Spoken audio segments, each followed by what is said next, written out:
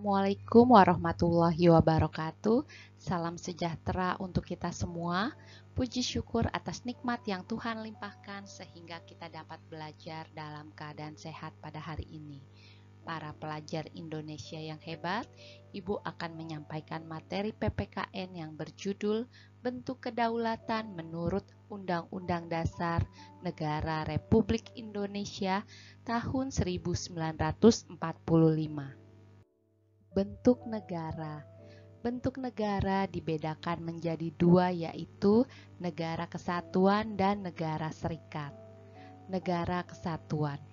Negara kesatuan adalah negara bersusunan tunggal, yakni kekuasaan untuk mengatur seluruh daerahnya ada di tangan pemerintah pusat, di mana pemerintah pusat memegang kedaulatan secara sepenuhnya.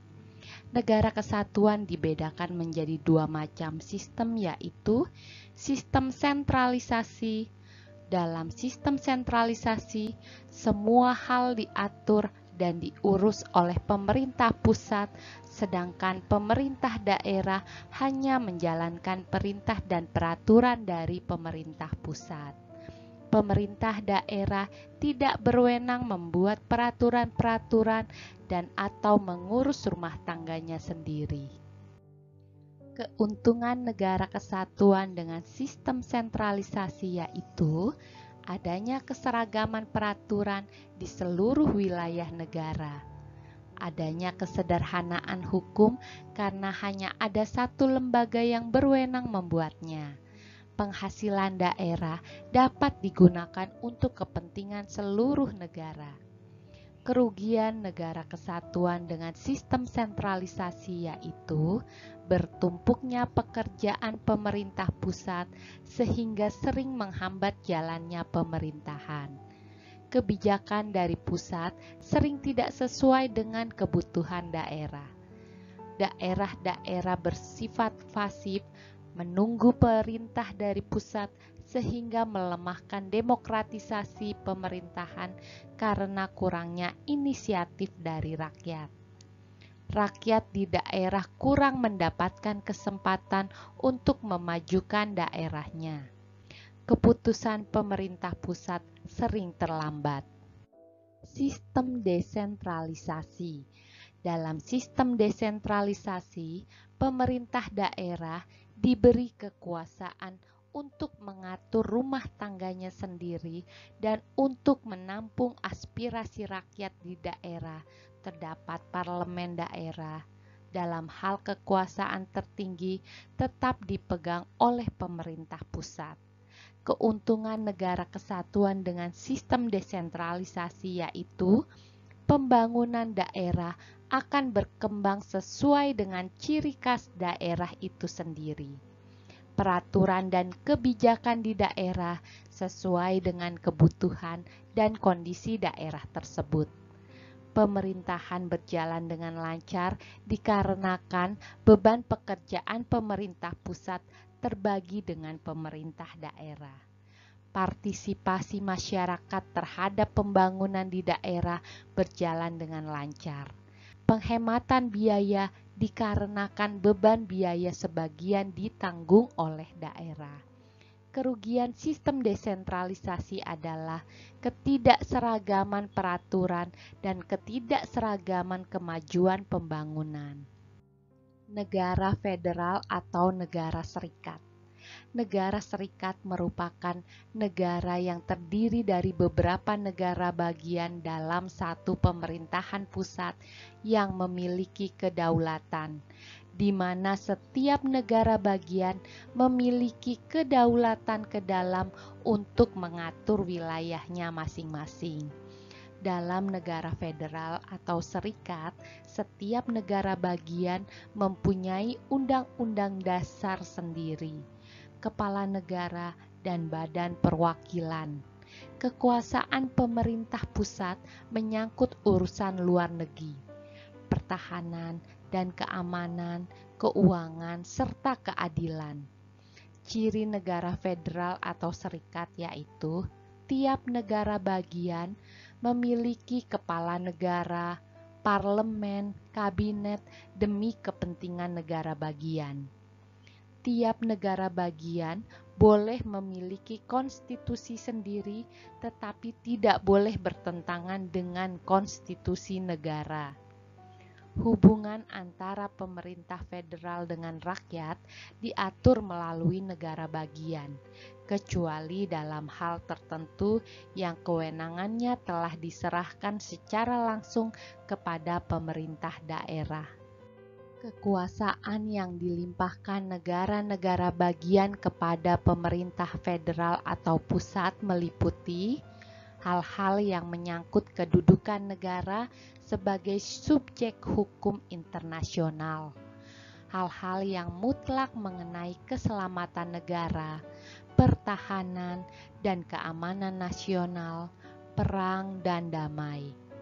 Hal-hal tentang konstitusi dan organisasi pemerintah federal, serta asas-asas pokok hukum maupun organisasi peradilan selama dipandang perlu oleh pemerintah pusat.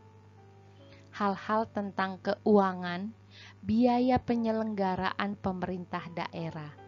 Hal-hal tentang kepentingan bersama antara negara bagian. Menurut C.F. Strong, yang membedakan negara serikat adalah sebagai berikut: cara pembagian kekuasaan antara pemerintah federal dan pemerintah negara bagian. Badan yang berwenang untuk menyelesaikan perselisihan yang timbul antara pemerintah federal dengan pemerintah negara bagian. Berdasar pendapat C.F. Strong tersebut, maka terdapat bermacam-macam negara serikat, yaitu negara serikat yang konstitusinya merinci satu persatu kekuasaan pemerintah federal dan kekuasaan yang tidak terinci diserahkan kepada pemerintah negara bagian. Contoh negara serikat yang menggunakan sistem ini yaitu Amerika dan Australia serta Republik Indonesia Serikat tahun 1949. Negara serikat yang konstitusinya merinci satu persatu kekuasaan pemerintah negara bagian, sedangkan sisanya diserahkan kepada pemerintah federal. Contoh negara yang menggunakan sistem ini yaitu Kanada dan India. Negara serikat yang memberikan wewenang kepada Mahkamah Agung Federal dalam menyelesaikan perselisihan antara pemerintah federal dengan negara bagian. Negara serikat yang memberikan wewenang kepada Parlemen Federal dalam menyelesaikan perselisihan antara pemerintah federal dengan negara bagian. Bentuk negara menurut Undang-Undang Dasar Negara Republik Indonesia tahun 1945. Pasal 1 Ayat 1 Undang-Undang Dasar Negara Republik Indonesia tahun 1945 menegaskan bahwa negara Indonesia adalah negara kesatuan yang berbentuk republik, dan pasal 37 ayat 5 menyatakan pula bahwa khusus mengenai bentuk negara kesatuan Republik Indonesia tidak dapat dilakukan perubahan. bentuk negara kesatuan Republik Indonesia semakin kuat setelah MPR melakukan amandemen terhadap Undang-Undang Dasar Negara Republik Indonesia tahun 1945, yaitu tidak mengganti bunyi pembukaan Undang-Undang Dasar Negara Republik Indonesia tahun 1945 sedikit pun, dan terus mempertahankan negara kesatuan Republik Indonesia menjadi bentuk final negara Indonesia. Kesepakatan untuk tetap mempertahankan bentuk negara kesatuan Republik Indonesia dilandasi bahwa bentuk negara kesatuan ini dianggap paling cocok untuk mengakomodasi persatuan sebuah bangsa yang majemuk yang memiliki beragam latar belakang yang berbeda. Makna kedaulatan rakyat. Suatu negara yang akan berdiri harus memenuhi 3 syarat, yaitu rakyat memiliki pengertian semua orang yang berada di dalam suatu negara atau menjadi penghuni suatu negara. Wilayah atau daerah memiliki pengertian wilayah yang menunjukkan batas-batas di tempat negara itu untuk dapat melaksanakan kedaulatannya. Pemerintah yang berdaulat. Kedaulatan rakyat mengandung arti kekuasaan tertinggi ada pada rakyat. Hal itu mengandung konsekuensi bahwa rakyat sebagai pemegang otoritas tertinggi dalam kehidupan bermasyarakat dan bernegara. Pelaksanaan prinsip kedaulatan dapat dilakukan melalui demokrasi, baik secara langsung maupun tidak langsung. Demikian pembahasan materi kali ini. Sampai jumpa lagi anak-anak hebat yang soleh dan soleha.